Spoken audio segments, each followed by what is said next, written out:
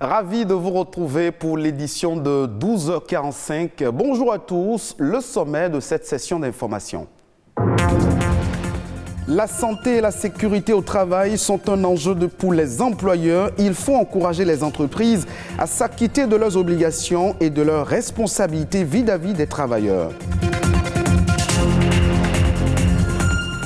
La participation des citoyens à la gestion des affaires à la base préoccupe la société civile.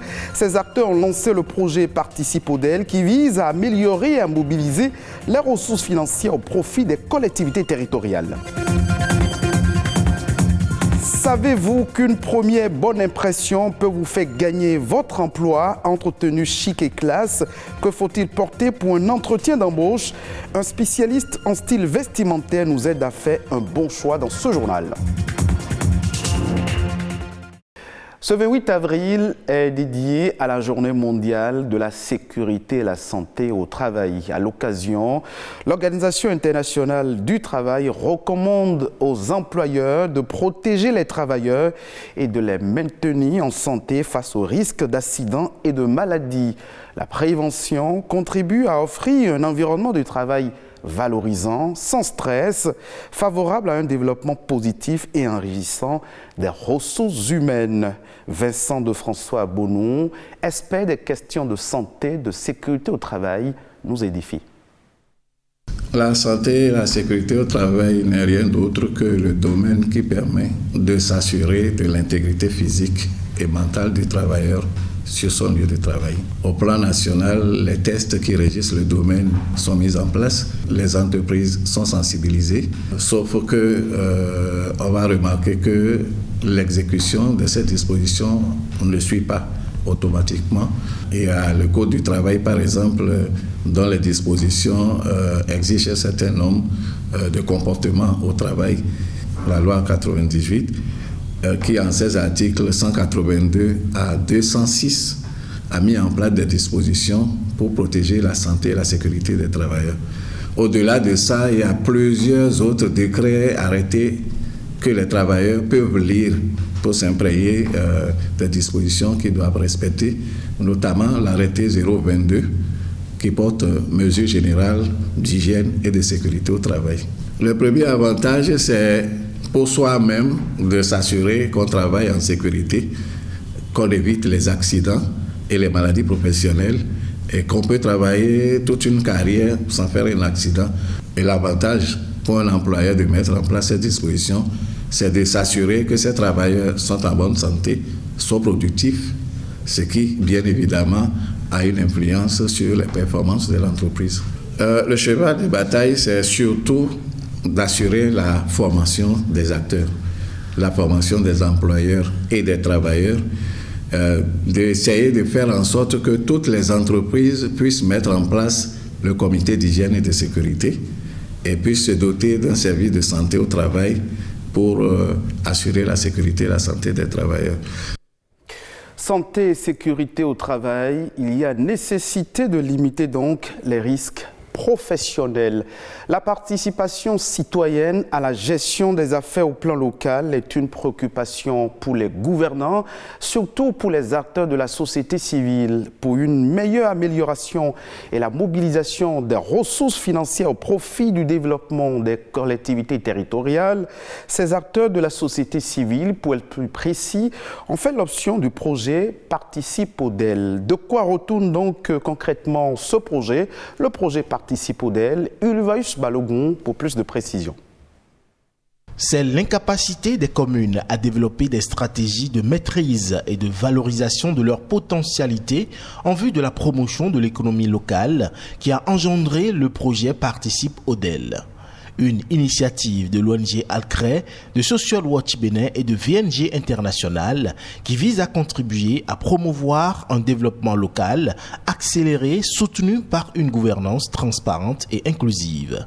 Nous avons réfléchi et nous avons trouvé qu'il était important d'aller sensibiliser les populations à la base à s'occuper des questions de développement de la communauté.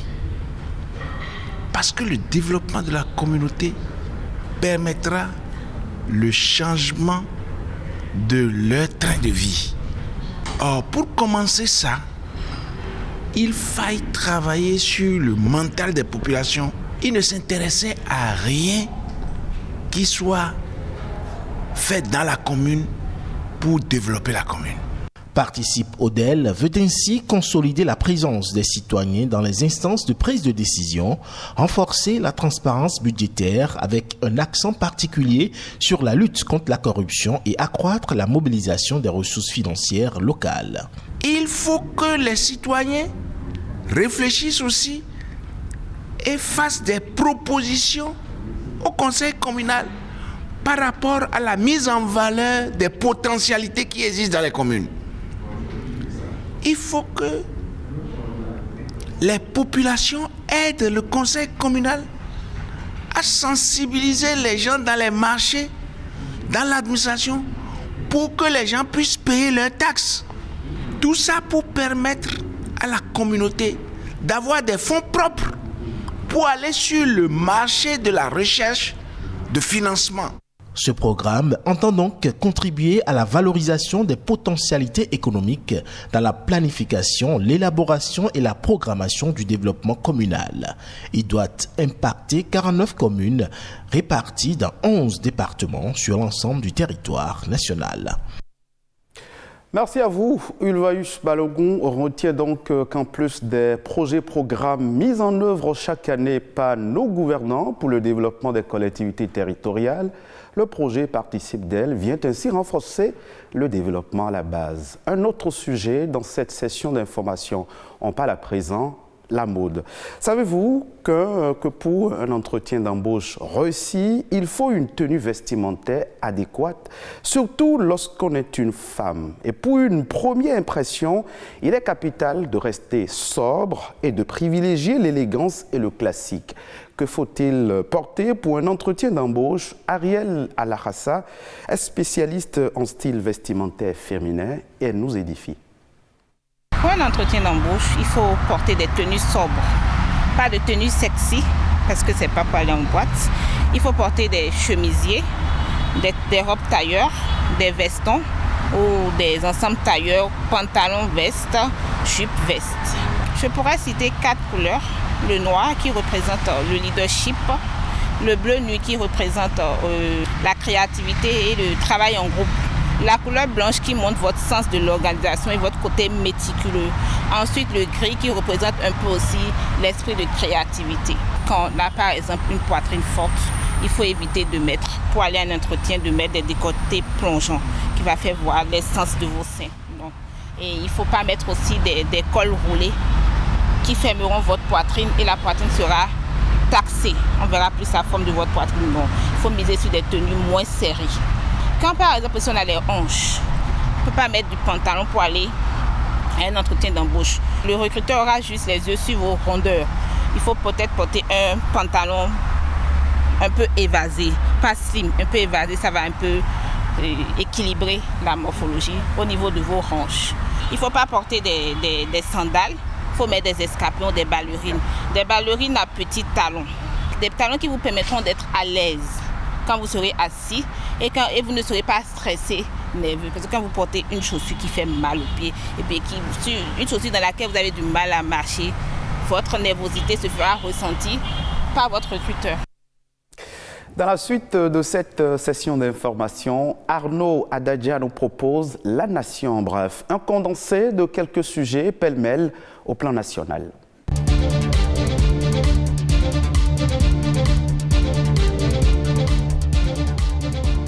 En réponse à la cherté de la vie, le chef de l'État, Patrice Talon, et les travailleurs du public, semi-public et privé, se sont rencontrés à Cotonou. Une rencontre tant attendue pour discuter de la question de la revalorisation salariale et le relèvement du salaire minimum interprofessionnel garanti SMIG. Comme attendu, cette rencontre tripartite a réuni gouvernement, syndicats et le patronat. À l'issue des concertations, les travailleurs ont accepté l'augmentation du SMIG à 30%, soit 52 000 francs CFA, tel que proposé avec une exigence sur le coût de l'assurance. Il est à retenir 2 niveaux de salaire avec l'amélioration du point indiciaire afin d'impacter le pouvoir d'achat des travailleurs, en plus d'une augmentation différenciée des salaires.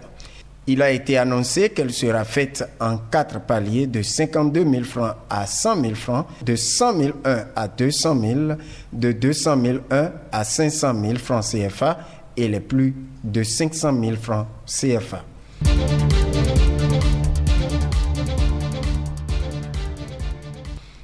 « 116 jeunes de Zobodomé et de Zapota seront bientôt formés à l'entrepreneuriat. L'agroalimentaire, la production végétale et animale, l'installation et le montage de panneaux solaires, le cadrage, le montage audiovisuel, le graphisme, l'informatique et la décoration sont les spécialités prévues dans le cadre de cette formation. À l'issue des 2 semaines de la dite formation, des attestations de fin de formation vont être remises à tous les participants et des kits de démarrage d'activités vont être également offerts aux meilleurs. L'entrepreneuriat est donc la meilleure des options qui pourront libérer la jeunesse.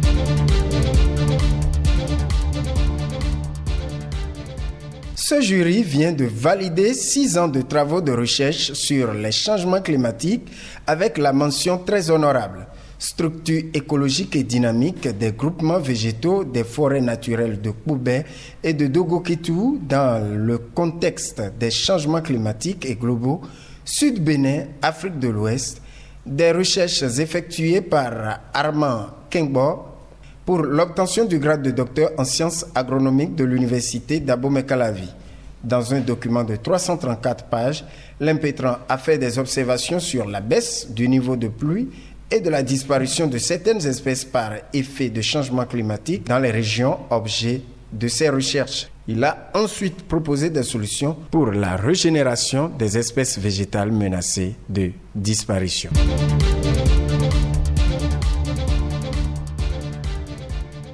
Un atelier sur le droit foncier dans le cadre de l'agropastoralisme dans le Borgou se tient dans la région septentrionale du Bénin.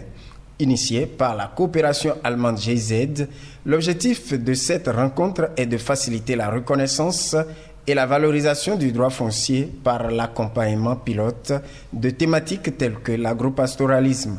À cet effet, un document a été élaboré et soumis aux participants pour son amélioration.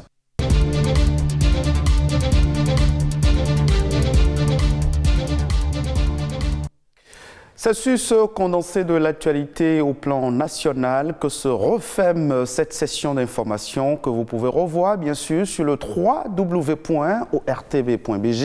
Merci de nous avoir suivis.